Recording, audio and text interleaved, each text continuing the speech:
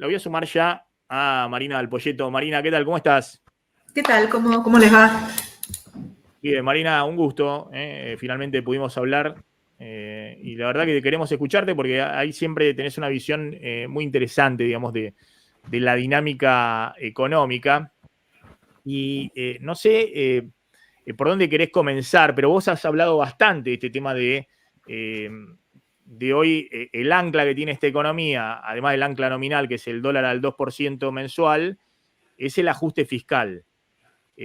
Ahora, en el ajuste fiscal el presidente reconoce y lo reivindica, lo dice en televisión, dice licuadora y motosierra no se negocian.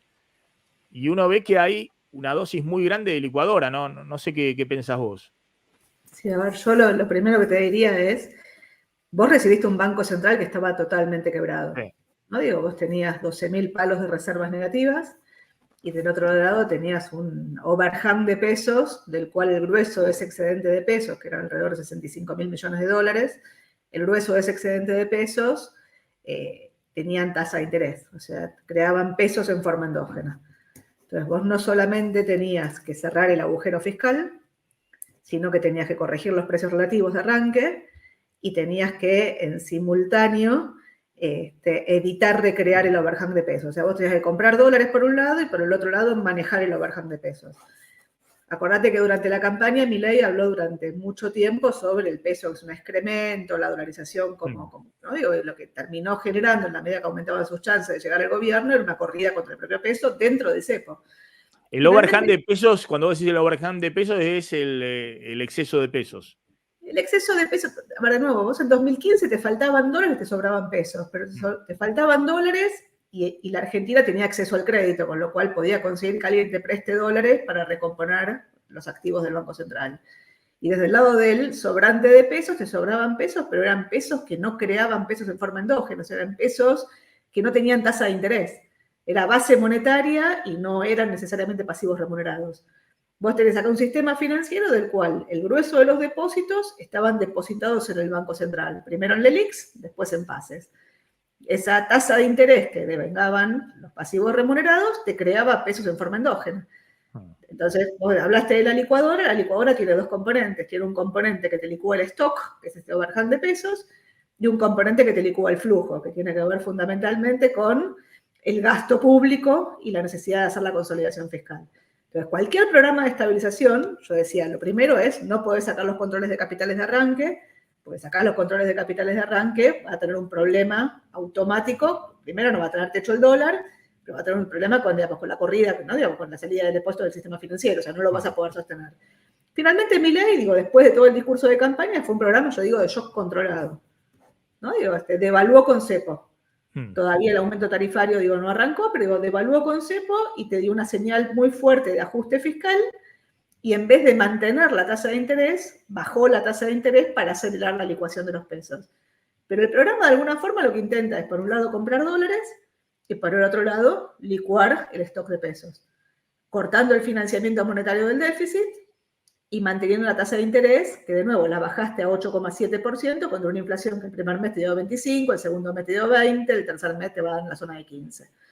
Y la pregunta es cuán rápido baja la inflación, y la pregunta de cuán rápido baja la inflación es cuán rápido te podés mover de ese ancla cambiaria, dólar moviéndose al 2% por mes, después del salto de 360 a 800, y cuán rápido podés ir, yo diría, no un ancla fiscal. Para mí el ancla es un programa monetario. Ahora, ese programa monetario requiere una consistencia fiscal, y yo te agregaría que no solamente esté basada en una licuación de gastos que no se sostiene, o en impuestos extraordinarios, y un programa financiero que no solamente esté basado en recircular los pesos del Banco Central al Tesoro acorralados. Entonces, digo, la verdad es que sí, el programa económico de alguna forma está funcionando, el programa económico te mejora el balance del Banco Central, pero te lo mejora desde el subsuelo. Vos pasaste del lado de los dólares del subsuelo menos 12 al subsuelo menos 8. Tus reservas eran 12.000 palos negativas, 11.500 millones de dólares negativas. Hay 2.500 que te prestó el fondo, que son capital de trabajo del fondo, que se lo tenés que devolver de acá a abril. Y desde el lado de los pesos, tus pasivos remunerados eran 65.000 millones de dólares, hoy al tipo de cambio oficial son 36.000 millones de dólares. y 2 de cada 3 pesos de los depósitos están depositados en pasivos remunerados del Banco Central. Y te agrego un problema más. Vos estás, si querés, intentando desarmar parte de ese overhang de pesos, una parte licuando, una parte con el BOPREAL, que es un bono en dólares, que en principio, por lo menos el bono más corto, la serie 2, que todavía es muy chiquita, deberías netearla de las reservas netas, porque en principio son dólares que va a tener que usar, el Banco Central tiene que comprar, o sea, es una deuda del Banco Central estructurada, y del otro lado estás recirculando pesos que estaban en pases a deuda del Tesoro, que después el Tesoro cancela la deuda que tenía, que el Banco Central compró del Tesoro en mitad de la corrida previa. Entonces lo que digo es, la verdad es que sí, el balance mejora, tener más dólares, tener menos pesos. Más dólares es reservas menos negativas. Yo digo, pasaste del subsuelo, insisto, menos 12 al subsuelo menos 8. Si querés otra alegoría, es una persona que chocó de frente, se fracturó toda. Bueno, hace 2 meses atrás estaba toda fracturada y muerta de dolor. Hoy está toda enyesada. Digo, no está para correr un maratón. Mucho menos para ir a un esquema de dolarización, independientemente de la discusión sobre la dolarización. Digo, tenés un problema de hoja de balance de los bancos y tenés un problema de la deuda en pesos, que tienen maturities muchísimo más cortas, vencimientos de esa deuda mucho más corta, que vale 100 o arriba de 100, fundamentalmente porque hay un prestamista de última instancia. Los bancos compran deuda, pero con la deuda compran una cosa que se llama put, que le permiten venderle esa deuda cuando quieran al Banco Central contra monetización de esa deuda si hay algún problema. Y el Banco Central emite pesos. Si vos vas a un esquema de dolarización, el Banco Central no emite dólares. Entonces la deuda de dólares vale 40. Espera un segundito, ahora vamos al tema de dolarización, viste que quiero ver algunos números con vos y esa discusión, ¿no? De cuánto dólar necesitarías para rescatar los pesos y qué pesos tenés que rescatar. Pero ahora vamos a eso. Vos lo que decís es, acá el programa era, trato de licuar lo más que puedo los pesos, por eso la tasa de interés baja, y trato de acumular la mayor cantidad de dólares. Es decir, para que de alguna manera, bueno, sobraban pesos, faltaban dólares, haya menos pesos y haya más dólares en el Banco Central para mejorar el balance del Banco Central. Ahora, yendo a la economía real, uno ve que, claro, se puede hacer de distintas maneras el ajuste. Milei retiró el paquete fiscal de la discusión del Congreso y dijo, ¿y para qué necesito el paquete fiscal? Si la aceleración inflacionaria que ocurrió, bueno, me está generando, más la devaluación, me está generando un cierre muy rápido de las cuentas. Nadie me pide, che, dale algo a los jubilados porque en 2 meses le quitaste 30% de poder de compra. Nadie me está pidiendo en este momento triplicame los planes sociales.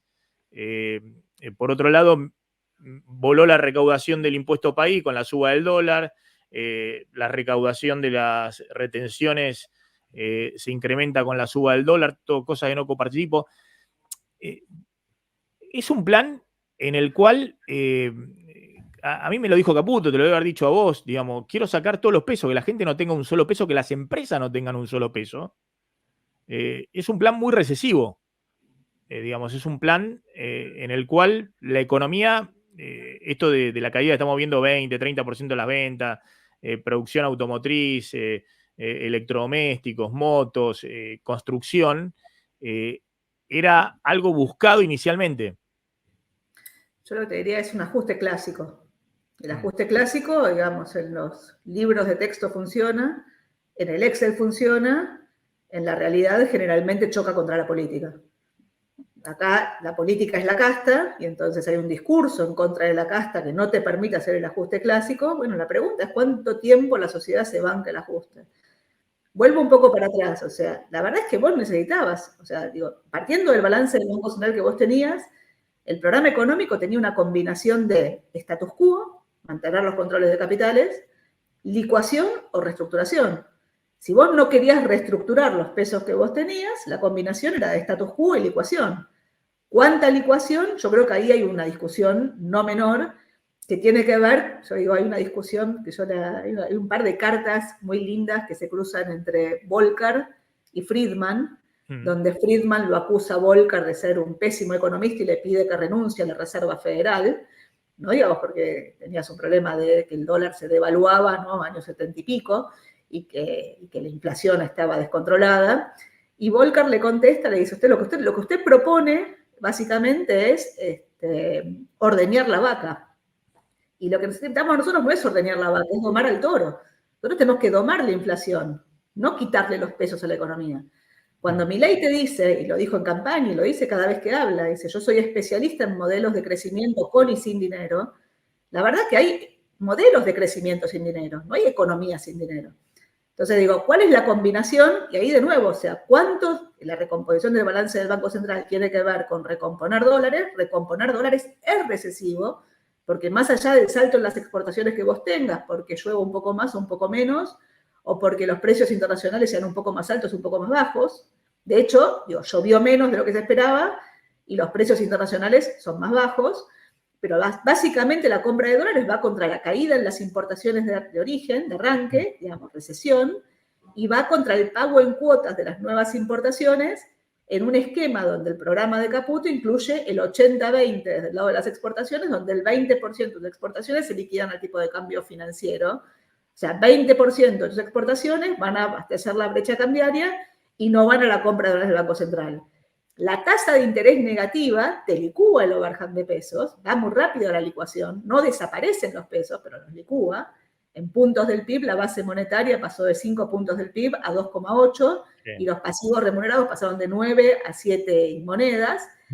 Ahora, insisto, digo, vos no tenés que ordeñar la vaca y hacer destruir los pesos. Vos lo que necesitas es estabilizar la demanda de pesos y ahí hay una contradicción entre el programa económico de Caputo y el discurso de Milei.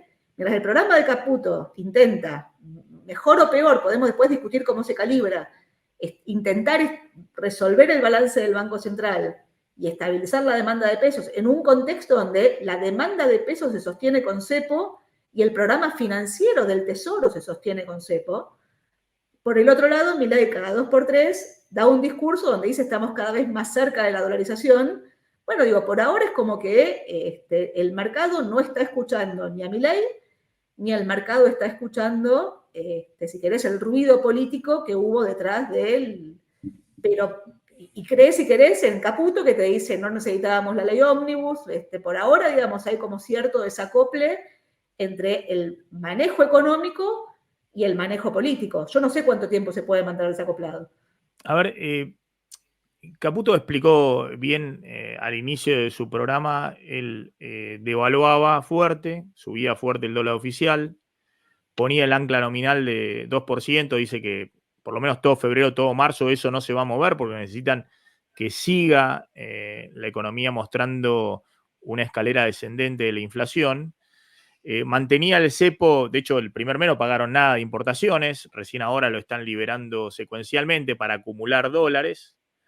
Mantienen la tasa baja con el cepo para licuar los pesos, crean el BOPREAL, es decir, una idea de que haya cada vez menos pesos.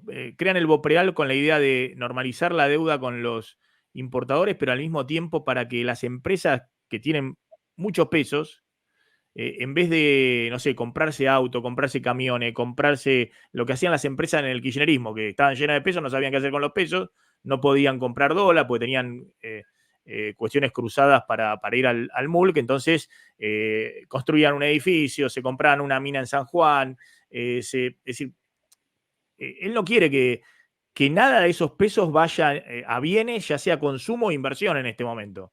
Quiere que esos pesos se retiren. Los retira con el BOPREAL, retira pesos también cuando compra dólares el Banco Central y libera todos los precios. Compra dólares, emite pesos. Perdón, emite pesos cuando es la única fuente de emisión de pesos que tiene. La tasa de interés que sigue siendo una emisión positiva, porque la tasa de interés es más baja, es negativa contra la inflación, pero emite pesos. Sí, es la única fuente de emisión de pesos que tiene hoy, la única que quedó abierta es la compra de dólares, pero bueno, es inexorable, digamos, porque necesita comprar dólares y no tiene pesos. de todo lo demás, no hay emisión para financiar al Tesoro, e incluso todos los pesos que por ahí consiguen las emisiones de deuda del Tesoro, una parte de esos pesos los saca de circulación, se los da al Banco Central para cancelar adelantos transitorios. Es decir, está tratando, dice, bueno, la única fuente de emisión de pesos, como vos decís, es cuando compro los dólares. Después, al contrario, absorbo peso por todos lados. Y la tasa. Y bueno, pero la tasa es baja. Negativa, pero digo, emitís pesos por la tasa, digo, el 8% mensual, estás emitiendo pesos sobre un stock de pasivos remunerados de 26, es más que la compra de... Sí, seguís emitiendo por la tasa de los pases, seguís emitiendo pesos. Pero bueno, en ese esquema, el tema de liberar todo, también de decir, no sé, estaban atrasados, por ejemplo, yo los escuchaba a ellos decir, pero bueno, si subieron 50% un mes los alimentos es porque estaban atrasados. Digamos, como que ellos se cebaron con la idea de que la inflación sea todo lo que pueda ser, digamos, ¿no? Porque eso también les permitía que del otro lado el consumo caiga todo lo que tenga que caer, digamos, ¿no? Con la idea de que tenía que haber un pico inflacionario, que obviamente todo en estos meses cae sobre la cuenta del otro gobierno, y en algún momento va a haber la desinflación. ¿No notás que ha habido un programa, como decís, de ajuste tradicional, pero que ha alentado el tema de la inflación? Porque yo veo lo que pasó en diciembre, y la inflación de diciembre es la suba del dólar, la suba de combustibles, la suba de los alimentos, pero todavía los precios que vos tenías atrasados y tenías que corregir, tarifas públicas y demás, todavía no está ahí. Entonces, y hay precios que han subido, que ya habían subido igual o más que la inflación, como los alimentos, que siguieron corriendo todavía más arriba, digamos, ¿no? Ahora, eso no preocupa al gobierno, porque el gobierno dice, bueno, actúa el mercado. Eso significa que va a caer todavía más, lo que están remarcando ahí, va a caer todavía más el consumo, la actividad, y tarde o temprano va a ser mayor la caída de la inflación, si vos no emitís, ¿no? Sí, a ver, vamos de nuevo. Digo. Yo vengo con un triángulo. Yo digo, vos necesitabas la estabilización, necesitabas las reformas, después discutimos si son estas reformas o qué reformas necesitabas, y necesitabas la gobernabilidad. Necesitabas manejar los tres vértices en simultáneo. Los programas de estabilización, que solamente son la estabilización y no tienen gobernabilidad o no tienen cambios en el funcionamiento sistémico de la economía que te aseguren la consolidación fiscal en el tiempo y te aumenten la productividad de manera tal que haya más competencia, digo, no funcionaron. El único programa de estabilización del 75 para acá que funcionó fue la convertibilidad. Ninguno otro antes. El plan austral duró un año cuando la consolidación fiscal desapareció por las propias presiones inflacionarias que te generó la puja distributiva. ¿No? Entonces arrancamos ahí. Vos tenías que cambiar precios relativos. Tu esquema de precios relativos tenías precios de bienes que son ridículamente caros, tenías precios de tarifas que eran ridículamente baratas y tenías ingresos que se estaban pulverizando contra la inflación. Vos lo mostraste al principio cómo se venían pulverizando contra la inflación. Desde 2018 en adelante, te diría. Sí. Ahora, para cambiar precios, vos sabés, digo, la inflación es un promedio de precios. Digo, si todos los precios suben, la inflación sube. O sea, vos lo que necesitas cambiar los precios relativos, necesitas que si suben los precios de las tarifas, los precios de los bienes bajen. Porque si no, tu única variable de ajuste son los ingresos, vos decís, está bueno que bajen los ingresos porque la gente consume menos y entonces el ajuste clásico es mejor. Bueno, es malthusiano el esquema. O sea, vas a mandar a la mitad de los jubilados al muere, vas a mandar a la mitad de los trabajadores informales y algunos formales al muere. Y de nuevo, ¿cuál es tu eje de gobernabilidad? O sea, hay un punto donde el ajuste no se sostiene en términos políticos, o no se sostiene en democracia, digo, primera discusión. Entonces, vos lo que necesitabas es que los precios de los bienes bajen. Vos dijiste, vos devaluaste y los precios de los bienes subieron. Siempre con una devaluación suben los precios de los bienes. La pregunta es, ¿qué es lo que pasa con la demanda? Si la demanda convalida esos precios o no los convalida. Vos venías de 3 años, diría de la pandemia para acá, donde las empresas nunca estuvieron preocupadas por la demanda, nadie te preguntaba si la economía crecía un poco más o un poco menos, lo único que importaba era la inflación, la nominalidad y cómo se ordenaba la nominalidad, qué pasaba con el dólar oficial, el financiero, la tasa de interés y qué pasaba con la inflación. Esa era la única pregunta. Todo el mundo vendía todo lo que tenía, o sea, era un problema de oferta en un problema de demanda. Hoy te está transformando en un problema de demanda y lo que estás viendo con la moderación de la inflación es las empresas no venden, son las caídas que reflejabas vos en las ventas de los distintos sectores, obviamente, digamos, mezclados con la elasticidad que tenga cada sector. Si tenés un tema, yo creo que ahí sí hubo un error de diagnóstico, que es el esquema de desregulación.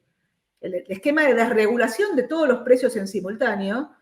Pero yo qué sé, vos tenías que desregular. Ahora, una cosa es desregular y otra cosa es desregular en simultáneo el shock cambiario. Cuando vos mirás las imágenes de Menem anunciando el esquema DNU, ¿no? Digamos, con los ministros parados alrededor, ¿no? Federico Sturzenegger y Pose al lado. Sí, de Milei. Mirá el lapsus que tuviste, no de Menem, sino de Milei. Y te Milei. muestran la imagen de Menem haciendo el mismo discurso, que estaba él solito haciendo el discurso. Tal cual.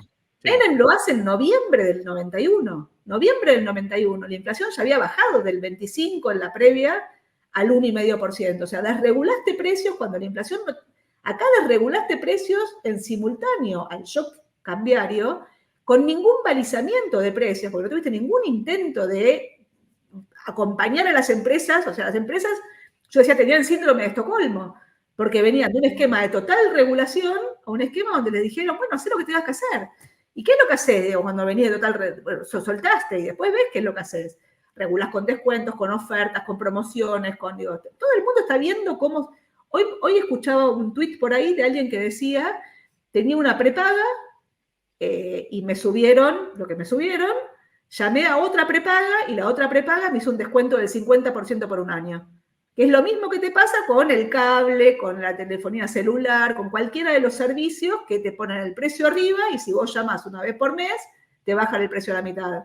Ahora, le bajan el precio a la mitad al joven que todas las prepagas quieren. Claro, no, las prepagas es complicado, pero es un mercado... Bueno, pero es un mercado que tiene que estar regulado, o sea, digamos, al viejo... Es un mercado, perdón por la palabra, con fallas de mercado.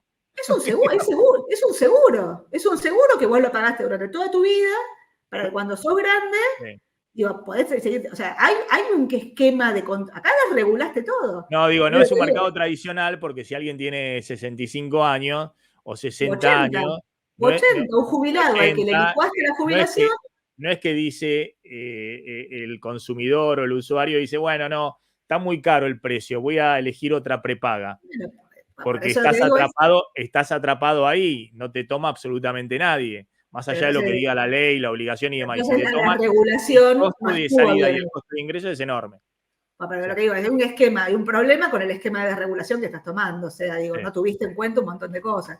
Después podemos seguir, o sea, digo... Mira, en enero, vos lo viste también en tus mediciones, hay aumentos, no sé, café molido 70%, todo el tema de higiene y tocador 50% promedio, 55%, 60%, 45% y demás, ¿no? Está en el listado del INDEC. Uno dice, bueno, eran sectores que estaban con los acuerdos de, no sé, precio cuidado, no sé cómo se llaman, precio justo y demás. Pero no era que esos acuerdos eran el 4% del mercado, una cosa chiquita, y el INDEC mide, no sé, 200.000 precios. ¿Cómo puede ser que esos precios tengan en un mes un aumento directo, digamos, de 50%? A ver, digo, de nuevo, acá sinceraste un precio básico en la economía, que es el dólar. Es el dólar, sí. Y todo el mundo reaccionó con su precio en función de su... No, pero por eso, traspasó como en la época de Massa, como si no hubiera ningún balizamiento de nada, digamos. Toda la inflación... No hubo ningún intento de balizar, no hubo ningún intento de política de ingresos, no hubo ningún intento de nada y le metiste un shock desregulatorio en simultáneo. Ahora, se supone que la recesión te debería moderar estos precios. Yo insisto, digamos, mientras vos no tengas algún esquema que te obliga a tener precios fair para todo el mundo, la verdad es que el índice de precios va a reflejar muchísimo menos. O sea, vos estás en un contexto donde nadie tiene la menor idea de cuánto valen las cosas. Vos podés ir y comprar un alfajor en un kiosco, caminar una cuadra y comprar el mismo alfajor en otro kiosco y te cuesta el doble. ¿Y por qué? Y yo qué sé por qué. Porque sí, digo, con el mismo proveedor, con el, yo qué sé, el mismo costo, la misma... Entonces lo que digo es, ahí tenés un problema. Ahora, tu pregunta respecto a la recesión es, los esquemas de baja, los esquemas de estabilización de arranque son recesivos. No, dejan de ser recesivos en el momento en que el ancla es creíble y aparecen, si querés, los ahorros o empiezan las oportunidades o de inversión o de consumo. Ahora, Marina, justamente esta dinámica, ¿es creíble como para que pase eso, para que la recesión, digamos, pegue la vuelta y pronto empiece a crecer la economía? A ver, tenés más signos de preguntas que respuestas. O sea, yo insisto, digo, la estabilización, las reformas, la gobernabilidad. La estabilización uno podría decir, o por lo menos en el equipo económico, piensan que está yendo mejor de lo que imaginaban. Y si querés tenés alguna historia financiera que se construye. Te diría 3 cosas. La inflación empieza a bajar, los números fiscales empiezan a mostrarte, digamos, que la corrección ocurre, está bien, por una recontra mega licuación del gasto, porque el déficit de partida era menor que el que dijeron que era, por lo que quieras, porque había muchos colchones, pero el Banco Central está comprando dólares, compra menos dólares de los que compraba cuando arrancó y va a comprar menos dólares en la medida que los pagos de importaciones en cuotas empiecen a ser más altos. Estás pagando hoy el 25, el mes que viene vas a pagar el 50, después el 75, después el 100% de las importaciones, y ahí vas a comprar menos dólares, pero por ahora estás comprando dólares, los números fiscales aparecen bien, la inflación empieza a bajar, la brecha está medianamente contenida, por un lado. Por otro lado, tenés un despelote político, digo, y si querés, yo el otro día, creo que lo conversábamos, Cristina con la 125 juntó del mismo lado del mostrador a la sociedad rural con la Federación Agraria, ¿no? Ahora, la sociedad rural y la Federación Agraria, que durante muchos años no conversaban, tenían agendas totalmente distintas, se juntaron y armaron la mesa de enlace. Y la mesa de enlace se convirtió en un actor polítilo. Milei, con la reacción, la contraofensiva que genera después del error del manejo del proyecto, desde el origen hasta lo que fue la negociación política, o sea, lo que terminó siendo una derrota en el Congreso, él lo convierte en algo positivo y termina poniendo del mismo lado del mostrador a Kicillof con Yarlora y Puyaro. Ahora, Yarlora y Puyaro no quieren estar en la misma mesa con Kicillof. O sea, vos no armaste la Liga de Gobernadores hoy. Si la vas a armar en 2 meses, no sé. Yo lo que digo es, hoy está el desprestigio de la clase política, donde para los que están de este lado del mostrador, que les digan que están del otro, genera un despelote fenomenal. O sea, todavía Milei tiene, en términos políticos, caudal político que le permitiría generar algún grado de negociación que le permitiría, yo digo, pasar por el Congreso algunas de las reformas que necesita para que la estabilización funcione en el tiempo. Ahora, vos me decís, ¿lo está consiguiendo? Yo qué sé, no sé para dónde va a disparar esto. ¿Cómo termina esto? O sea, sin política, o sea, la política y la economía no pueden ir por 2 carriles distintos. Y acá están intentando ir por 2 carriles distintos. Cuando van por 2 carriles distintos, en algún momento, ¿viste? O la política se acopla o la economía se acopla. Si la política no se acopla, digo, es la economía la que va a terminar chocando. Al mismo tiempo, si vos vas, yo digo, tomaste la ruta que va a la Quiaca, intentando ir un plan de estabilización que estabilice la demanda de pesos, resolviendo un poco el balance del Banco Central, y está yendo para ahí. Con más ajustes, menos ajustes, podemos discutirlo, pero está yendo para la Quiaca. Ahora, Milei cada 2 minutos te dice, estamos cada vez más cerca de Ushuaia, y vos me decís, ¿me estás tomando el pelo? Digo, ¿para dónde vamos? ¿Vamos por la Quiaca o por Ushuaia? Ahora, tengo una por eso, pregunta porque ahí. Milei dice que estamos a tiro eso de la dolarización, ¿no? El tema es cómo haces para, digamos, cómo cumple eso si vos estás diciendo que las reservas siguen siendo negativas, un poco menos que antes, pero siguen siendo negativas. Bueno, ya también dijo que este año no va a ser, que puede ser el que viene, y también acordate de Néstor Kirchner cuando te decía, escuchen, miren lo que hago, no lo que digo.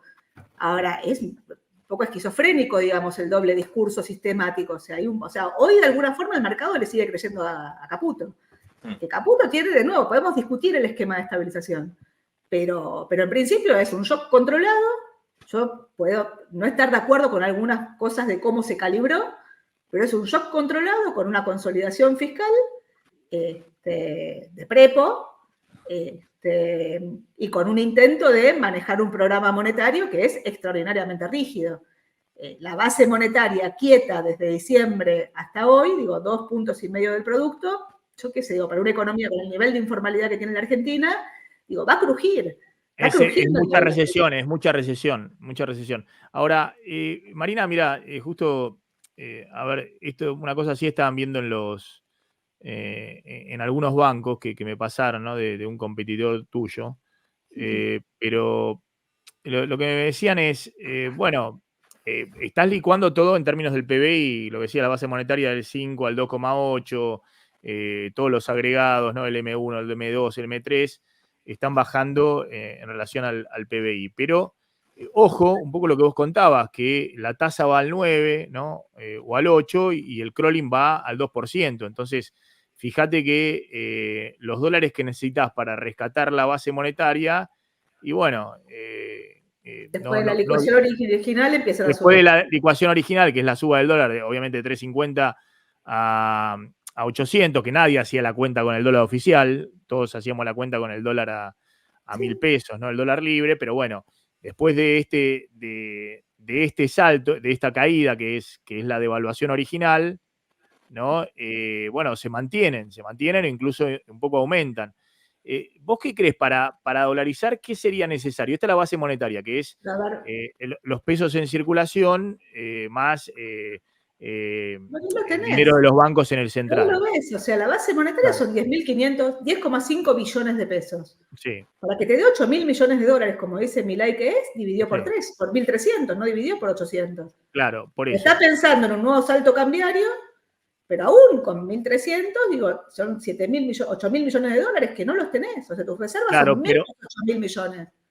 Salvo que vos me digas que el BOPREAL que acabó de emitir el Banco Central nunca lo va a pagar, porque vos dolarizás y ¿cómo compra dólares el Banco Central? ¿Y qué pasa con la deuda de pesos? La deuda de pesos, que son 38.000 millones de dólares de deuda de pesos, que tienen vencimientos muy cortos, la de mercado, no estoy hablando de la que está en el sector público. Bueno, digo, te va a aumentar, te va a abultar los vencimientos de la deuda en dólares. Entonces, lo que digo es, si vos querés ir hoy a un esquema de dolarización, sacá la discusión sobre si es bueno o malo la dolarización. Si es bueno o malo dolarizar en una economía, en un mundo de tipos de cambio flexibles. Digo, donde Uruguay tiene atraso cambiario, Brasil tiene atraso cambiario, Chile tiene atraso cambiario, y vos vas a fijar el tipo de cambio con esta inflación, suponiendo que el salto en la productividad te va a resolver todos los problemas. Sí, y cuando devalúan esos países, nos agarramos todos en de la mano. Lado esa discusión, no discutamos sobre, porque digo, si no te ponen en el listado de los 700, de los, no sé, 200 fracasados, y entonces no se puede discutir. No, pero todavía es lo que pasó, devalúa Brasil y nos tomamos todo de las manos y esperamos, vamos contando la desocupación y esperamos que en algún momento la economía recupere vía ganancia de productividad. Corto, lo que digo es para dolarizar sin dólares tenés que romper los contratos. Vos estás yendo a un esquema donde decidiste que de la combinación entre status quo, licuación o reestructuración, decidiste no reestructuro, licúo un poco y mantengo el status quo. Estás yendo a la quiaca. ¿Sí? Dijiste no reestructuro. Si yo quiero dolarizar, tenés que reestructurar. Necesariamente la deuda. Bueno, pero por eso, ahí voy hoy. ¿Qué necesitas? Porque necesitas cubrir solamente la base monetaria, ponerle 10.000 millones de dólares, o necesitas cubrir, no sé, M1, que es la base más. ¿Qué pasa con, a ver, hoy tenés un cepo. Depósitos a la vista, caja de ahorro y cuenta corriente. O necesitas cubrir, no sé, M3, que es esto que está acá, digamos, que son 40.000 millones de dólares. Claro, que es base monetaria, depósitos a la vista, más los depósitos a plazo fijo. ¿Qué es lo que necesitas para dolarizar? Esos son casi, hoy, al tipo de cambio oficial hoy, son casi 40.000 millones de dólares. Bueno, vos acordate que la convertibilidad termina volando por los aires porque el respaldo de la convertibilidad era fundamentalmente la base monetaria con reservas. No tenías un respaldo sobre los depósitos. El día que salió el 20% de los depósitos de los bancos sin un prestamista de última instancia, como tuvo Grecia, que se le fue el 50% de los depósitos de los bancos y no voló por los aires, la Argentina puso el corralito. Entonces lo que digo es, no sé qué es lo que necesitas, digo, no estoy segura si es solamente las cuentas los plazos fijos o también las cuentas transaccionales. Lo que digo hoy, los pesos están dentro del sistema financiero, los pesos están dentro de los fondos comunes de inversión, los pesos están recirculando dentro de la economía con una brecha cambiaria del 50%, en gran medida porque tenés, de nuevo, los propios controles de capitales. Entonces lo que digo es, después dependerá de qué es lo que haga la gente. Lo que digo es, hoy 2 de cada 3 depósitos que están en los bancos están depositados en un papelito que se llama PASES, que es un pasivo del Banco Central. Entonces, de nuevo, digo, dependerá después de cuál sea la confianza que hay en el sistema financiero. Milei lo dice y dice, bueno, tenemos que cambiar el sistema financiero y un esquema de banca Simon. Bueno, ¿cómo vas a la banca Simon? La banca Simon no existe, digamos, para el sistema financiero minorista, digo. Pero ¿cómo vas a la banca? O sea, vos partís del status quo que tenés. Entonces, digo, no es la discusión sobre cuál es el mejor régimen monetario. La discusión es cómo pasás del régimen que tenés hoy por hoy, con un balance del Banco Central que está mejor que cuando llegaste, pero sigue estando destruido, a un esquema totalmente distinto. O sea, no podés pasar de acá a donde querés ir sin romper contratos. Entonces, si estás intentando no romper contratos y decidiste quedarte con el status quo, o sea, si vas para La Quiaca, digo, no digas que vas para Ushuaia. Para un segundo, porque cuando hablas de romper contrato, por ahí estás hablando de Plan Bonex, por ejemplo. Estás hablando de... No, a ver, cuando se hablaba originalmente, digamos, de los programas de dolarización, digamos, bueno, acá originalmente el programa de Ocampo suponía que iba a conseguir a través del fideicomiso los 30.000, 40.000 millones de dólares que necesitaba para dolarizar sin romper contratos. Cuando se dieron cuenta de que ese fideicomiso no iba a funcionar, bueno, alguien empezó a hablar de un mini plan Bonex. Caputo no fue un mini plan Bonex, fue un esquema donde los pesos, donde sostuviste el esquema de pesos, porque el esquema, de nuevo, el esquema monetario que tenés hoy por hoy acorralado, de alguna forma te sostiene, de nuevo, el engranaje de la economía, con una recesión que es muy violenta. Mirá en estos números, que es un poco lo que dice Marina, digamos, que está yendo para La Quiaca, y si querés dolarizar es ir para otro lado, digamos, es ir en otra dirección. Acá se ve claramente, ¿no? Creo que este es al tipo de cambio oficial, debe ser, que la base monetaria, está bien, no remunera la base monetaria, acumulás más dólares, entonces necesitas ponerle 8.000 millones de dólares. Es lo único que bajó, pero después todo lo que es remunerado... 8.000 millones de dólares, si tenés 10.000 millones de pesos, 10.500 millones de pesos, ¿qué tipo de cambio estás tomando? Bueno, estás tomando un tipo de cambio de 1.300, o sea, estás tomando un tipo de cambio que no es el tipo de cambio que tenés hoy por hoy. Sí, puede ser, no sé qué tipo de cambio está tomando acá. Puede ser que sea un tipo de cambio de 1.200. Pero bueno, de todas maneras, fíjate después el resto de los agregados. ¿Dónde está haciendo la brecha eso? ¿Cómo? Lo debe estar haciendo el tipo de cambio financiero, a la brecha, digo. Un poco más bajo, me parece, ¿no? Pero el resto de los agregados en dólares aumentaron porque remuneran. Y remuneran...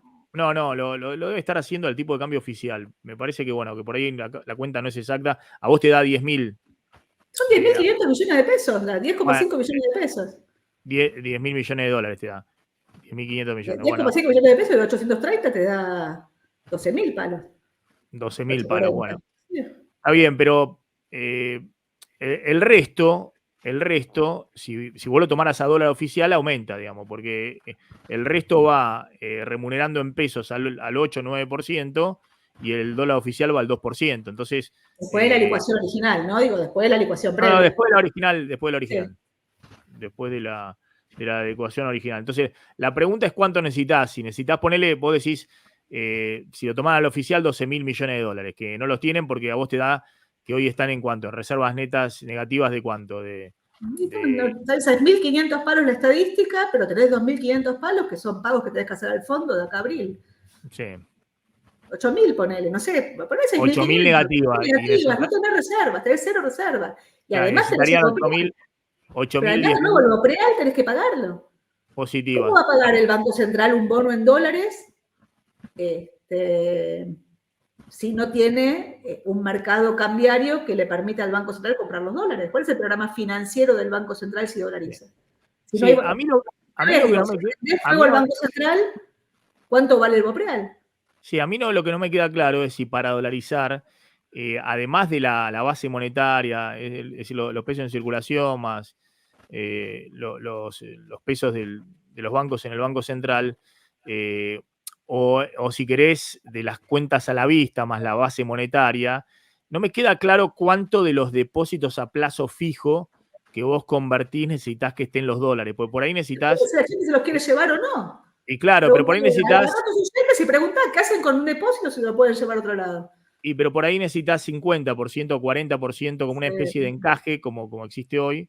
Y que, a ver, digo, de nuevo, no todos los depósitos, sino tener los dólares de, no sé, un encaje de los depósitos que convertiste en dólares, para que si la gente se quiere llevar, no sé, el 30% de los depósitos en dólares convertidos a dólares, vayan y los dólares estén. En la convertibilidad se fue el 20% de los depósitos y no tenían los dólares. Y bueno, pero no estaba, pero la cobertura no era de los depósitos. No, está bien, pero lo que digo, la contracción monetaria fue violentísima, o sea, y si querés del otro lado, el otro problema que tenés es la deuda de pesos. O sea, vos el año que viene te dejas acceder al mercado de crédito. Yo creo que ese es el problema también muy grande, porque ahí, no sé si viste Steve Forbes. Sí. Steve Forbes, no es Steve Jobs, que se estuvo comunicando por teléfono conmigo hace un rato. Un chiste interno en base a un meme. Por el más allá, sí, claro. Claro, no, sí, dice que lo estaba acariciando a Conan, Steve Jobs. Pero no, Steve Forbes salió y dijo, Milei tiene que dolarizar ya, porque si no va a perder el momento y demás. Y dice, no se preocupe, es una cuenta, es un registro contable. Los depósitos en pesos lo denomina en dólares a un tipo de cambio, y la deuda es un registro contable. Agarra y lo denomina en dólares, todo lo que tiene en pesos lo denomina en dólares y dolarizó. Claro, entonces el vencimiento, no sé, de los bonos, nombrame alguno de los bonos en pesos que vencen los próximos 6 meses, ¿qué haces? Obviamente tenés que reestructurar todo porque no tenés los dólares para pagarle, obviamente, el tenedor de ese bono cuando llegue el vencimiento. Pero Maxi, es un tema adicional. A ver, digo, la deuda de dólares vale menos de 40. La deuda de pesos vale 100. Claro, la deuda de pesos vale la paridad fundamentalmente porque hay un prestamista de última instancia. Entonces, la deuda de pesos es mucho más chica, es la mitad de la deuda de dólares, la de mercado. Pero la concentración de vencimiento de la deuda de pesos es muchísimo más corta. Sí, entonces, tenés que hacerle una quita a la deuda de pesos, si no. Pero además no está yendo para ahí. De nuevo, el programa económico de Caputo no está yendo por ahí. ¿Para dónde está yendo? ¿Para dónde está yendo para vos? Estás intentando recomponer el balance del Banco Central que te dejaron quebrado. O sea, la herencia era complicadísima. Tenías 12.000 palos negativos en las reservas y tenías el overhang de pesos que creaba pesos en forma endógena a la tasa de interés que tenías previa, al 11% mensual. Estabas emitiendo 2,6 billones de pesos de endógenos todos los meses por los pasivos remunerados. O sea, tenías una situación de partida que era complicadísima, con una tasa de inflación. Marina, pero todo eso, disculpa, pero ¿dónde desemboca? Digamos, el plan Caputo versus el plan Milei. ¿Dónde desemboca? Si vos estás totalmente quebrado, ¿viste? Hace 2 meses chocaste de frente, te rompiste todos los huesos, ¿viste? Y te enyesan, estás mejor que hace 2 meses cuando estabas adentro del auto todo quebrado. Estás mejor, yo qué sé, tus huesos están mejor, estás enyesado. No podés correr una maratón. O sea, de nuevo, no hay un programa económico. Ahí dice Guillermo, la licuadora es para el Banco Central. La licuadora sí es para el ahorrista en plazo fijo y demás para el Banco Central. Pero también es para el jubilado. También es para el pensionado. Para lo que hablamos al principio, stocks y cobra la guachi. ¿Cómo no va a ser licuadora eso? Es una licuadora fenomenal.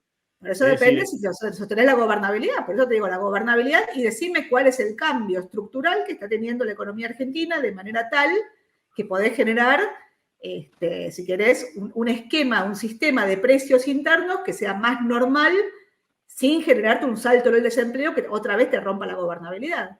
Y ahí arrancamos, digamos. Vos tenés un esquema de reformas estructurales donde, no sé, Tierra del Fuego sigue intacto. A ver, lo que digo, si querés aumentar la productividad, digo, no, los precios de los bienes tienen que bajar.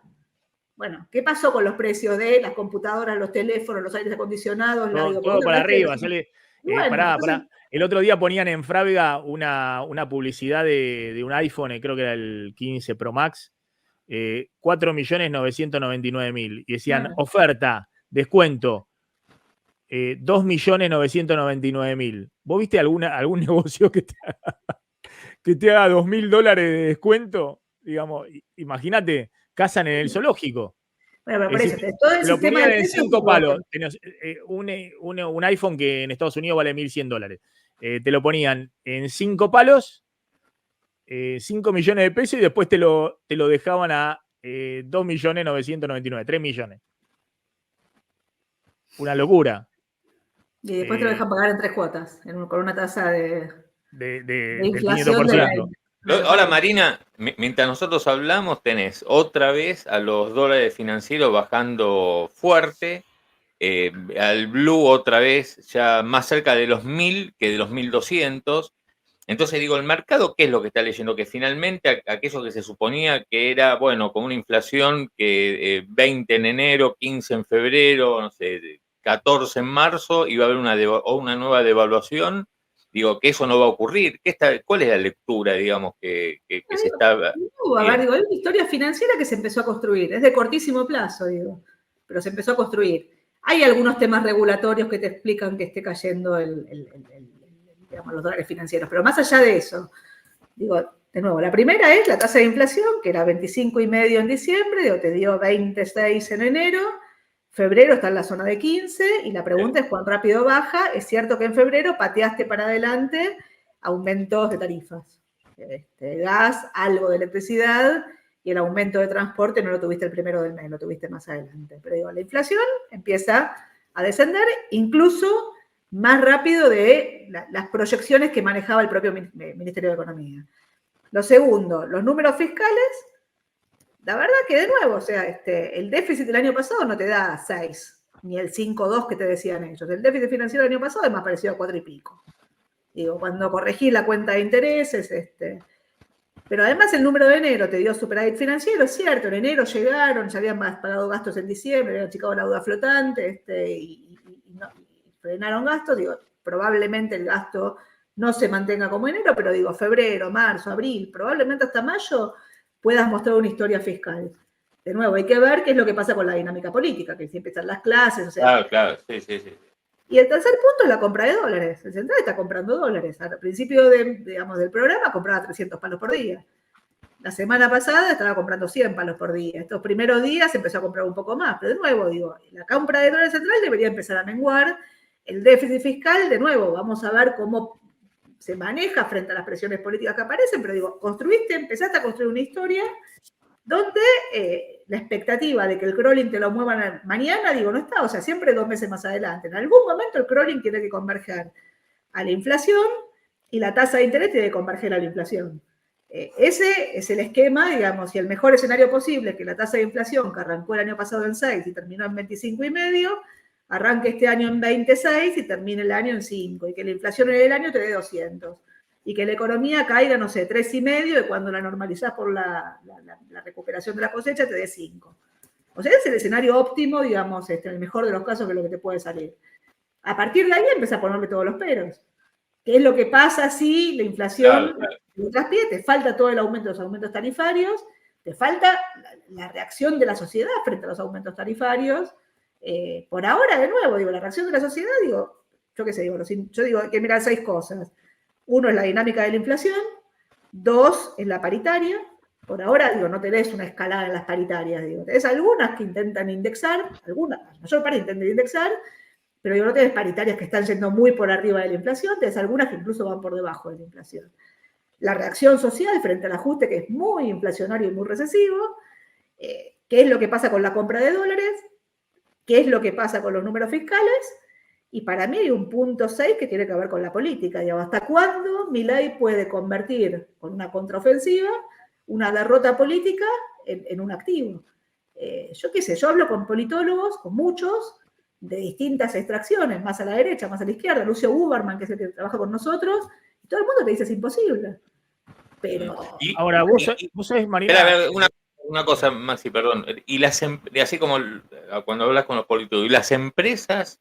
Justamente digamos que las empresas mayoritariamente, digamos, respaldan. ¿Hasta dónde la caída del nivel de actividad? Porque digo, no es lo mismo que la caída del nivel de actividad dure un trimestre, 2 trimestres, o que sea el esquema para siempre. O sea, la pregunta es, de nuevo, ¿cómo sigue comprando dólares el Banco Central, que pasó del piso -12 al piso -8?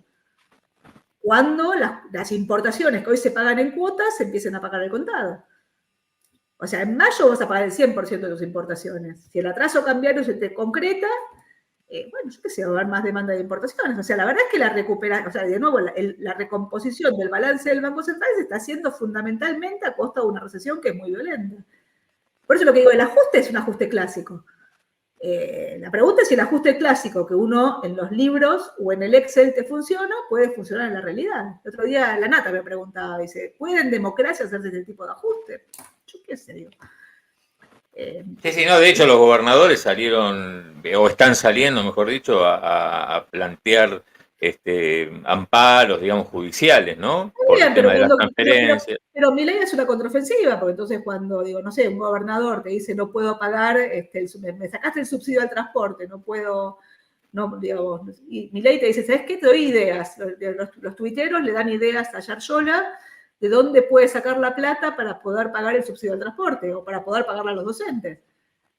Digo, entonces lo que digo es una guerra de narrativas. Y éramos pocos ¿no? Digo, y apareció Cristina en el medio. Entonces lo que digo es, Argentina no discute, o sea, discute narrativas. En el medio de un programa económico, que insisto, uno te puede gustar más o menos cómo está calibrado, pero en el fondo es un shock controlado que intenta recapitalizar el balance del Banco Central y que la inflación baje. Digo, en algún momento vas a requerir construir un ancla que no sea el tipo de cambio. Si se hace el tipo de cambio como ancla con una inflación, aunque desacelere, bueno, en algún momento va a tener un problema. O sea, las empresas que no miraban la demanda y no miraban los costos, pues su único problema era de oferta y vendían todo lo que podían, sobre todo las que estaban en el mercado de precios descuidados. Y las que estaban en el mercado de precios cuidados, su único objetivo era pelearse con el regulador para que le dejen subir un poco más. Bueno, ahí están mirando los costos y están mirando la demanda. O sea, y por el lado del empleo, las empresas con las que vos habitualmente tenés relación, digamos, están dispuestas a bancar, porque digamos, hay una cuestión de contención social muy grande, que es el empleo aún en un esquema de caída del poder adquisitivo. Y por el lado del empleo, ¿vos qué referencia tenés de las empresas? ¿Qué escuchás? A verlo de nuevo, los programas de estabilización funcionan, digamos, cuando aumenta la productividad. Para que te aumente la productividad, digo, el desempleo te va a subir. Te lo pongo al revés, o sea, hay empleo en sectores con muy baja productividad que la verdad es que no se deberían sostener y que te genera un aumento en los costos y en la productividad sistémica, si querés, de la economía. La pregunta es ¿hasta dónde? O sea, la convertibilidad fue un programa de estabilización que funcionó, pero el desempleo pasó del 6 al 18, antes de la crisis. ¿No? Digamos, antes de que arranque la crisis. Sí. Bueno, digo, ahora la pregunta es, en ese esquema, ¿cómo contenés? Yo lo llamo gobernabilidad. Alguno cuando uso la palabra gobernabilidad me dice qué insensible que sos. O sea, llamarlo, digamos, cómo sostenés el contrato social, o sea, cómo sostenés un país ahí adentro. Porque lo que digo, son por lo menos 5 pujas distributivas, no es una. Una es capital trabajo. La segunda es cuánto recauda y en qué gasta. O sea, cuánto gasto y cuánto recaudo. Que se está rompiendo fundamentalmente por el nivel de informalidad que tiene la economía, tanto en el mercado laboral como en el esquema tributario. La tercera es Nación-Provincias, que es la que está a flor de piel hoy por hoy, digamos, con la pelea y el fin de semana, digo, los tuiteros sacando el pacto de San José de Flores. La cuarta es la de precios relativos. O sea, el mundo resolvió los precios relativos durante la globalización y la tecnología, digamos, a partir de precios de bienes cada vez más baratos. Digo, la distorsión que vos ves entre los precios de los bienes en Argentina y los precios de los bienes en cualquier lugar del mundo, digo, obviamente te hace la productividad sistémica. Y la quinta es la intergeneracional. Argentina tiene un problema con la intergeneracional, activos pasivos, en un país donde, como dice siempre Fanelli, el bono demográfico, ¿cómo se llama? Todavía está bien, está alto. O sea, Argentina, digo, tiene un problema con el sistema previsional, porque pasamos de un sistema contributivo a uno solidario, uno contributivo, uno solidario. Vamos y venimos, en el medio generamos deudas, y después volamos por los aires. Ahora, con el nivel de informalidad que tiene la economía argentina, no lo vas a resolver. Y entonces vuelvo al DNU y al proyecto de ley. El proyecto de ley incluyó los fondos fiduciarios, que los fondos fiduciarios los podrías haber manejado con un DNU. Y el DNU incluyó la reforma laboral, que no se podía manejar por DNU. Entonces, lo que digo, vos necesitabas una priorización, un establecimiento de prioridades y necesitabas manejo parlamentario. No hubo ni ordenamiento de prioridades ni manejo parlamentario. Entonces vos decís, bueno, viene la contraofensiva, entonces narrativa. Bueno, yo qué sé, o sea, no sé, digo, terminás en una guerra civil, o sea, digo, las pujas existen, siempre existen. Lo que pasa es que los países, digo, las tienen más delineadas, o sea, cuando el contrato social funciona, no estás discutiendo todo el tiempo el tamaño del Estado, no estás discutiendo todo el tiempo, digamos, Argentina desde el 94 no hay una ley de coparticipación. Cuando en la Constitución establecimos que tenía que haber una ley de coparticipación. Ahora, así a los gritos, digo, mi sensación es que es un discurso de sordos. O sea, es la narrativa de Milei y la narrativa de Cristina. Y la de Milei y la de Cristina. Y estás de un lado o estás del otro. Y cualquiera que esté en el medio te ponen de un lado. A mí me ponen de los dos lados. O sea, hay gente que me pone de un lado y gente que me pone del otro. Decir, bueno, no, pero Milei está cebado con el tema de los traidores, la casta. Sí, a Cristina la trata con cuidado, con gentilezas, digamos, y demás, ¿no? Pero a los gobernadores que con los cuales algunos tienen muy buen trato y demás, que eran su construcción, legisladores de su propio espacio, son la mugre, los extorsionadores y demás. Hay muchos que se preguntan si lo que hay es una genialidad detrás o una improvisación enorme. Es un poco lo que vos decís. La reforma laboral la podían sacar por ley, la mandaron en el DNU. Los fondos fiduciarios lo podían modificar por DNU y lo mandaron en la ley.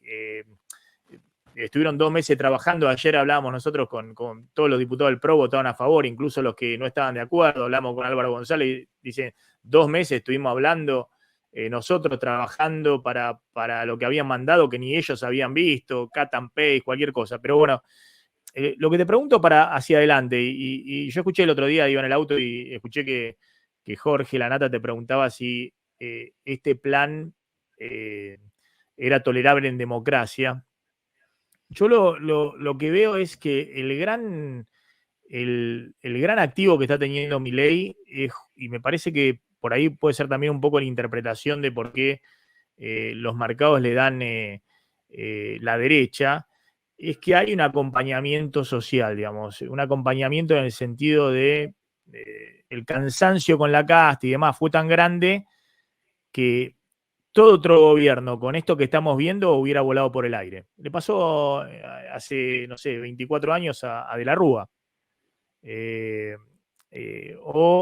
Todos tenían miedo de pagar costo político, los políticos, pero no se daban cuenta que ya lo estaban pagando cuando daban cada vez menos respuesta a la sociedad. Los últimos 10 años, lo que ha pasado en términos inflacionarios, más allá de después de la corrupción, de todas esas cosas. Vos ves que ahí está la clave de ver cuánto, si pueden llegar al otro lado del río, digamos, si esta recesión se transita sin una disparada muy grande de la desocupación y sin, digamos, una crisis social que te lleve a cambiar el rumbo. ¿Vos crees que si mantienen el timón hay algo después a la otra orilla? Digamos, a partir de, no sé, abril, mayo, junio, cuando entre la cosecha gruesa? A ver, yo espero que haya algo, insisto, digo, el eje de la gobernabilidad es un eje tan importante como el de la estabilización y el eje de las reformas, o sea, están las 3 cosas, ¿viste? Si no, no se sostiene. O sea, el triángulo es equilátero, ¿viste? No es un triángulo. Y mi sensación es que acá estás yendo por 2 carriles distintos. Ojalá vaya bien, ojalá funcione, porque el ajuste permanente es intolerable para la sociedad, y de nuevo, así como la sociedad se corre a la derecha, se puede correr para el otro lado. O sea, ¿viste? La sociedad argentina en el 89 te pedía bajame la inflación, y en el 2001 te pedía que te bajes el desempleo, y se olvidó de la inflación. O sea, de hecho volvimos a regenerar la inflación, y de hecho hoy estamos discutiendo la solución a la inflación que falló en los 90, digamos, cuando termina volando por los aires la convertibilidad. Con niveles de empleo todavía elevados. Hoy los niveles de empleo son bajos, los de empleo son muy altos, claro, los de desempleo son muy bajos. O sea, la Argentina, digo, tiene baja productividad, pero tiene bajo desempleo. Y alta inflación, o sea, el esquema no se sostiene. El esquema tal cual está no se sostiene. O sea, vos requerís un cambio. La pregunta es, de nuevo, requerís liderazgos para el cambio. Este tipo de liderazgos, hoy leí una nota de Pablo Garchunov y leí una frase, para él la voy a buscar porque me pareció fantástica. La separé, la iba a leer, sí, porque está picante. Es muy buena, pero dice, un dogmático no es aquel que tiene ideas radicales, sino aquel que cree factible trasladarlas a la realidad sin ninguna transacción con esa realidad.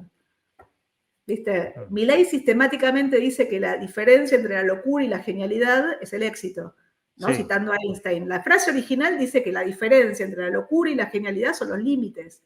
Vos te tirás una pileta, ¿viste? Yo qué sé, Charly García se tiró, ¿viste? De un piso alto, tiró una pileta, estaba llena, calculó, estaba llena, yo qué sé, digo, un delirio, pero digo, no se mató, digo, tirate una pileta vacía, a ver cómo terminás.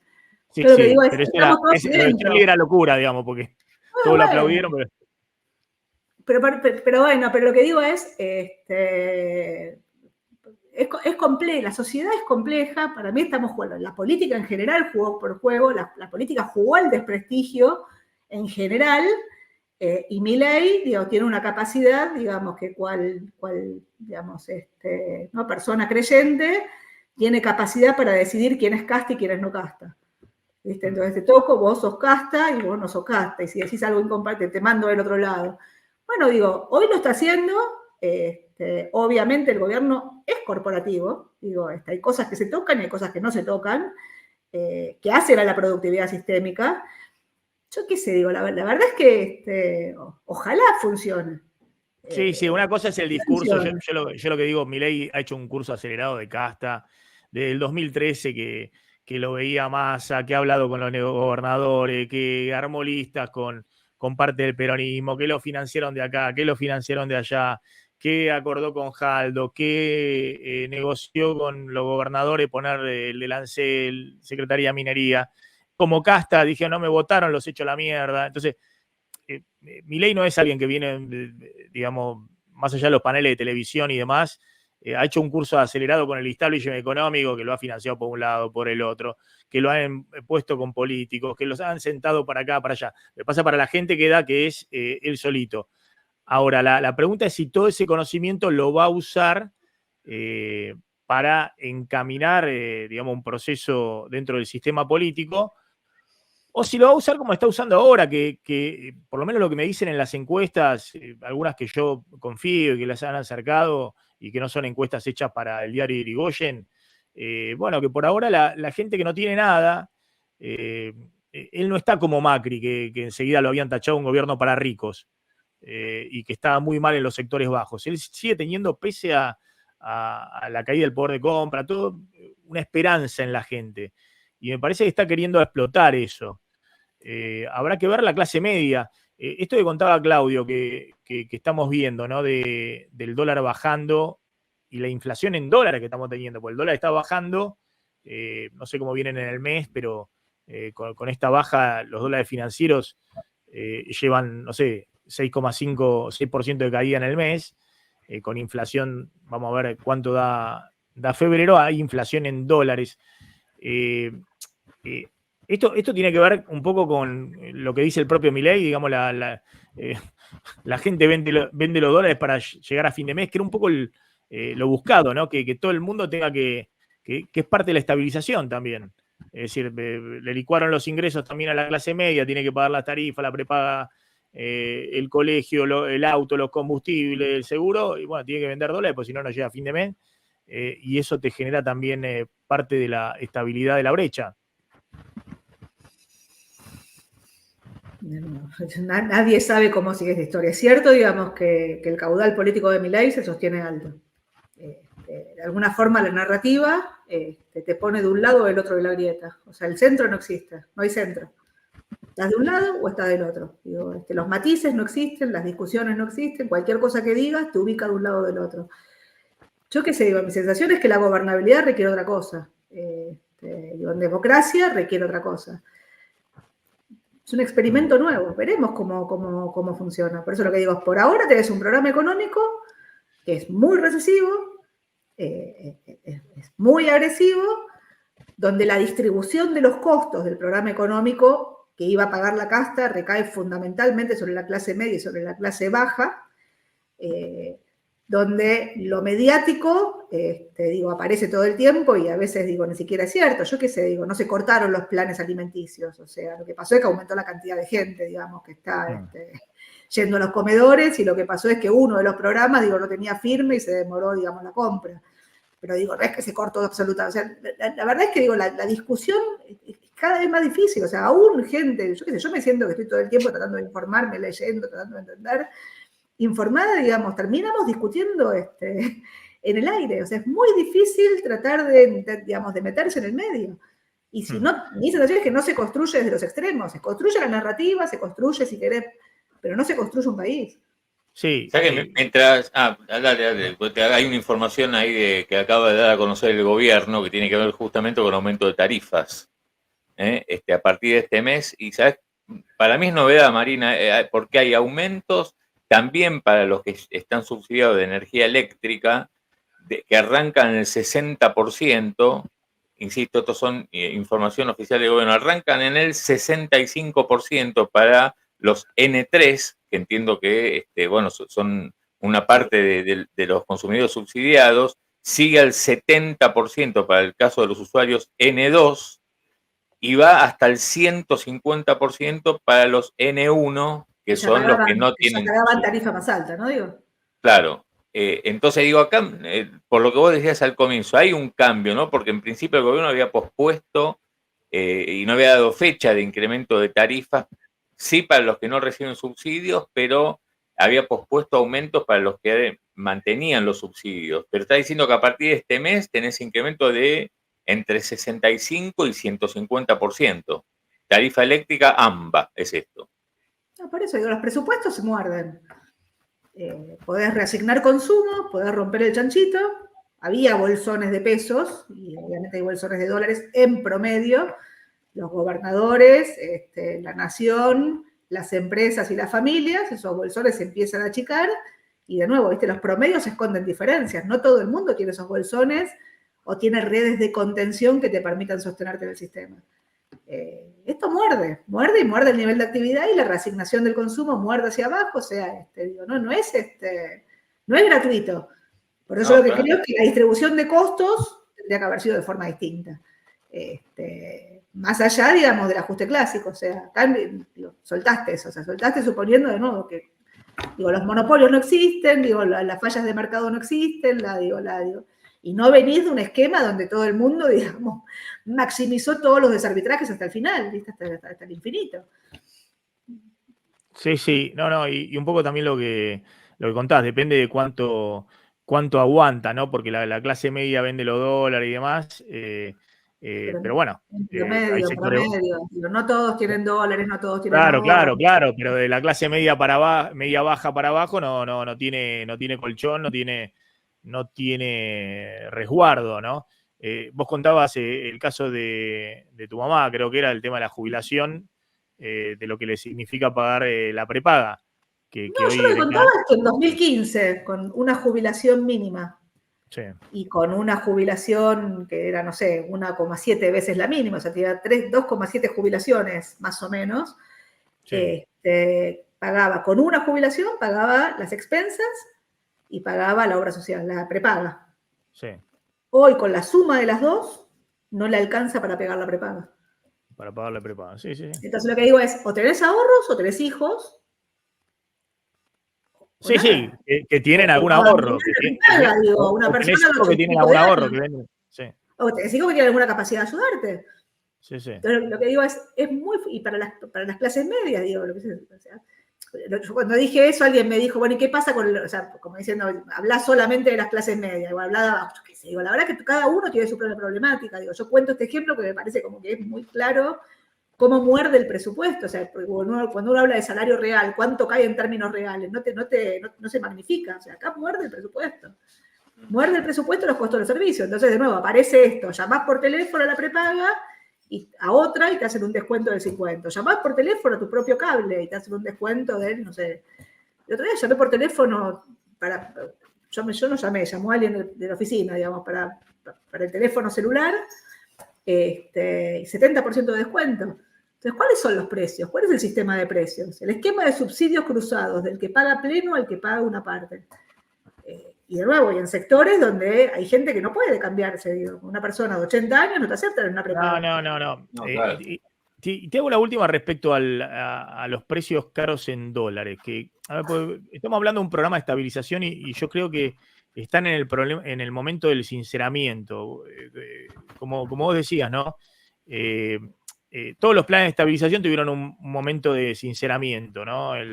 La convertibilidad tuvo todo el momento previo de devaluación, todo incluso el plan Bonex, todo un proceso de sinceramiento grande, ¿no? El tema combustibles, tema cambiario, estuviste devaluando y acumulando dólares todo un año, ¿no?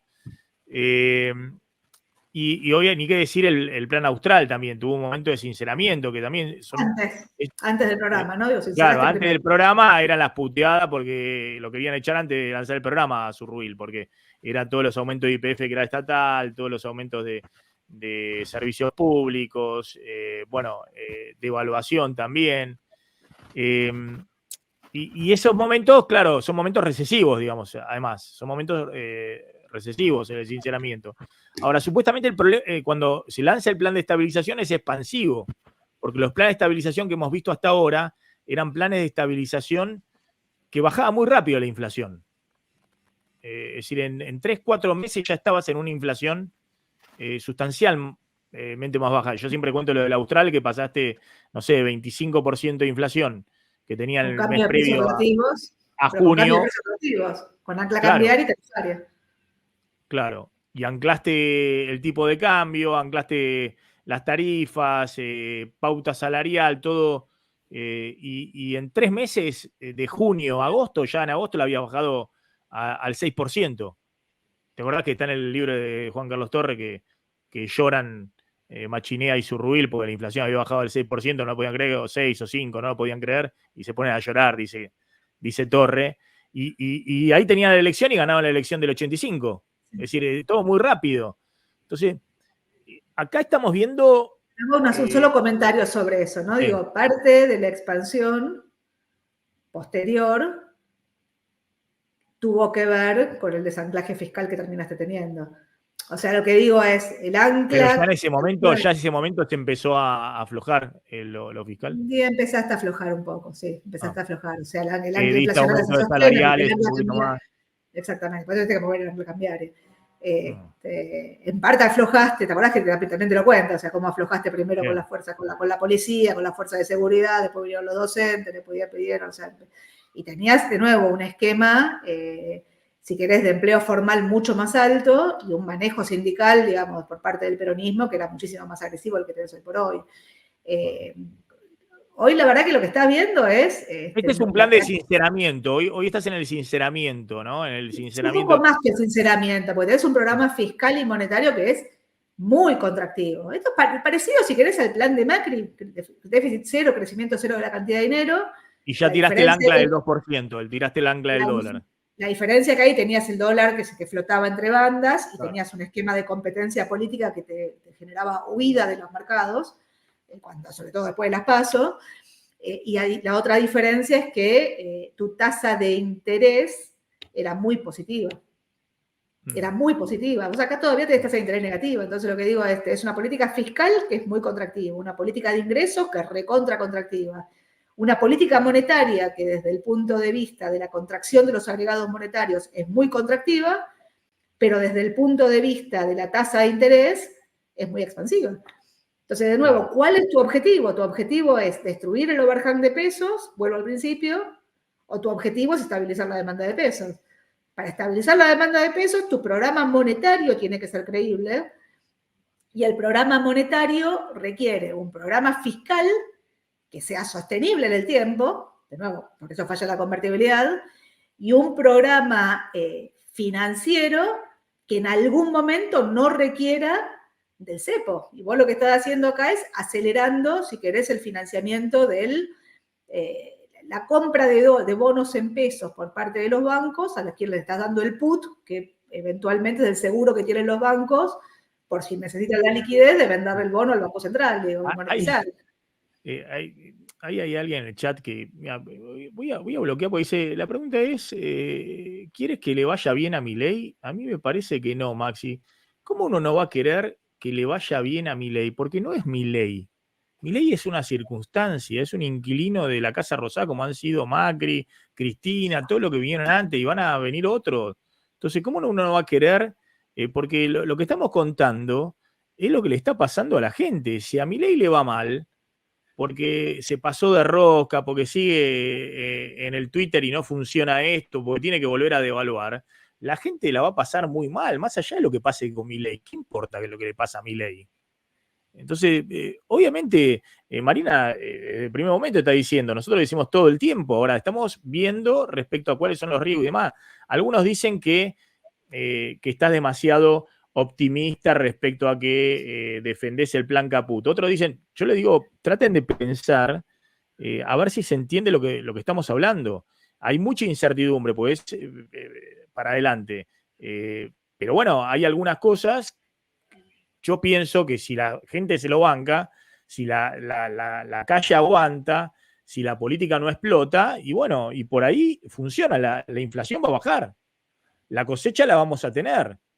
Es decir, en el medio, bueno, habrá que verlo, los que queden totalmente afuera, ¿no? Porque, como decíamos, una cosa es la clase media que saca unos dólares y paga los gastos, otra cosa es la gente no puede comer. El ajuste que estamos viendo, la disparada de precios de los alimentos, la licuación no solamente de jubilaciones, también planes sociales, AUH, es muy, muy grande. Ahora, bueno, si la calle lo aguanta, en algún momento puede haber y podremos estar discutiendo otras cosas. No sé, es un poco esa la discusión que estamos teniendo. A mí algo que me hace ruido, Marina, y volviendo, y te dejo, y con esto te dejo, porque la verdad que te agradezco, hicimos una charla a full, larga en el stream, es el tema, ¿por qué nos volvimos tan rápido caros en dólares? Porque eso tiene que ocurrir cuando tenés un plan de, ya estabilizaste, estás exitoso. Ahí me decían unos amigos que estuvieron hace un mes, hace 20 días en España, y en España, en Madrid, y estarán 10% más caro que la Argentina, o 20%, no más de 20% más caro que Argentina. Es más, el Big Mac, todo eso igual. Mismo precio que la Argentina en dólares. La ropa más barata sin duda, comprar ahí, sacando la ropa de marca, muchísimo más barata y muy buena ropa.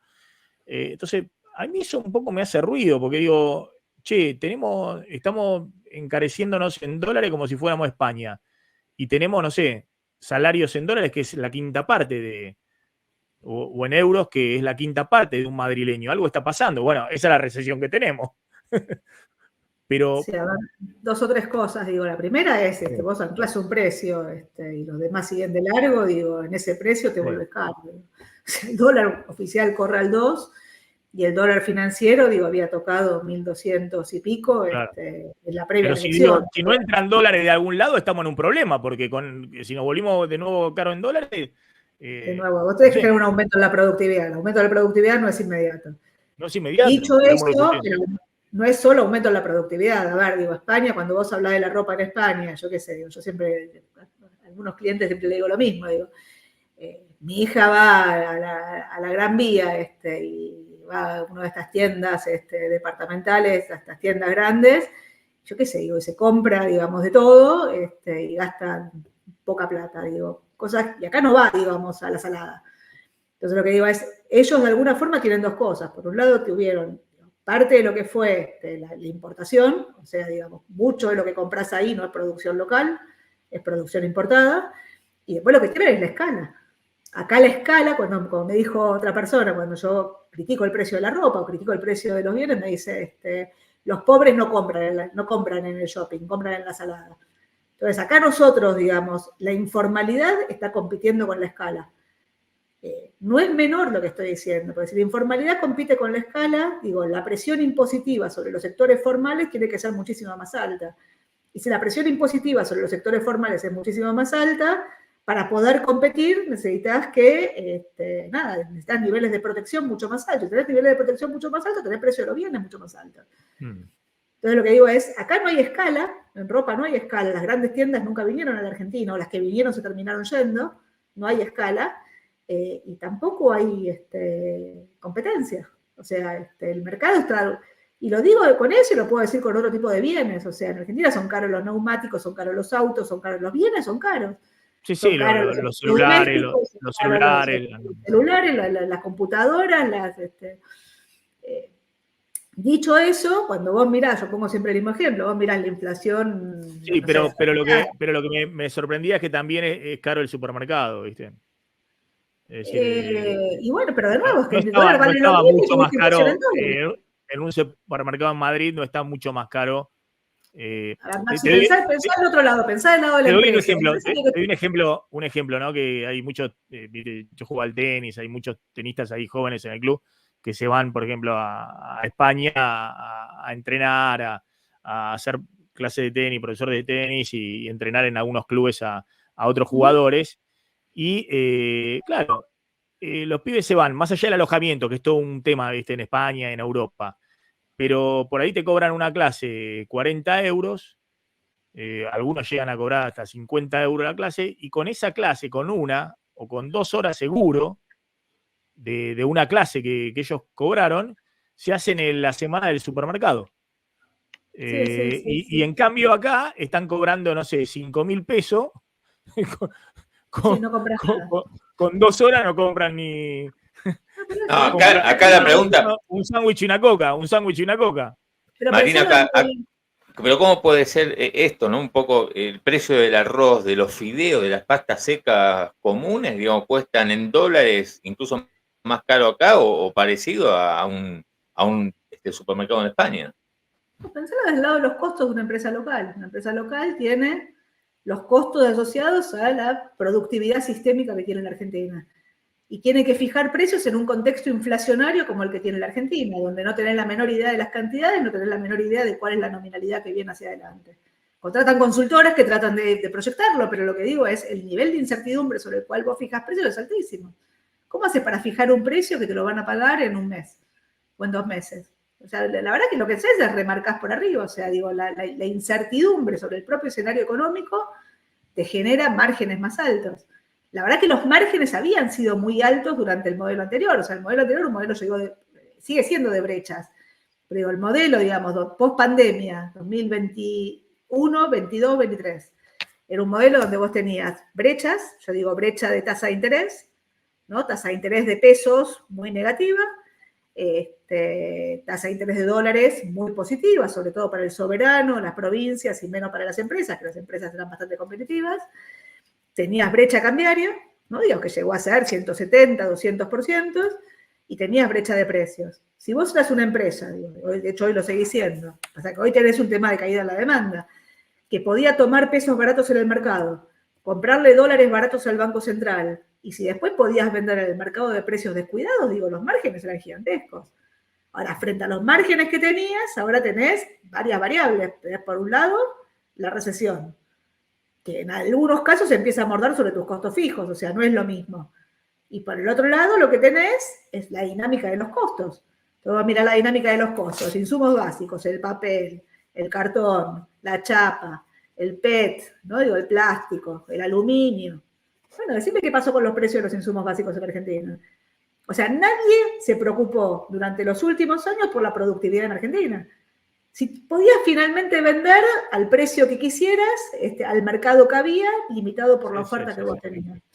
Bueno, o sea, cambiaste de régimen, o sea, pasaste de un régimen al otro. Este no es un régimen todavía, estás intentando cambiar de régimen. Sí, otro problema distinto al de inflación, ¿no? Los niveles de precio que son muy, muy, muy elevados. Es un tema de niveles de precio, pero de nuevo, y además muchísima dispersión de precios. Cuando vos comprás algo yo digo, vas a un lugar, comprás algo y te dicen, vale, no sé, 2.000. Vas a otro lugar y vale 4.000. O sea, bueno, lo compro el de 2.000. Cuando lo compraste el de 2.000, el tipo que te lo vendió a 2.000, después cuando tiene que recomprar, digamos, está vendiendo por debajo de su costo de reposición. ¿Cuál es el costo de reposición en un contexto donde la inflación corre al 20% mensual con la dispersión de precios que tenés atrás? Entonces, lo que digo es muy difícil operar en contextos como, o sea, de nuevo, digo, los retornos han sido muy altos, hoy estás cambiando de régimen, la recesión está mordiendo, digamos, los balances, hay muchísima incertidumbre, pero el otro día vino un alemán de una empresa textil, no importa, en Alemania, y cuando terminamos la charla decía, la verdad, dice, yo he trabajado en Alemania, trabajé en Estados Unidos, trabajé en Inglaterra, trabajé en España, me dice, no me imagino trabajar con una tasa de... Cuando traté de explicar, digamos, la situación actual, se rascaba la cabeza, o sea, es dificilísimo entender cómo se opera en Argentina. Ahora, de nuevo, digo, los que operan en Argentina están acostumbrados a operar en Argentina, buscan todos los desarbitrajes y por momentos les va bárbaro, ¿viste? Y por momentos se funden. Y en el medio tenés el mercado laboral, digo. Totalmente. Marina, gracias. Muchas gracias por haberte sumado al stream de Hora Play. Ya está llegando Javier Calvo con su programa. Así que un gusto. Igualmente, gracias. Muy buena repercusión. Mucha gente conectada en los dos canales, en Hora Play y Plan M Máximo Montenegro. Gracias, Marina. Adiós, chao. Un beso. Igualmente.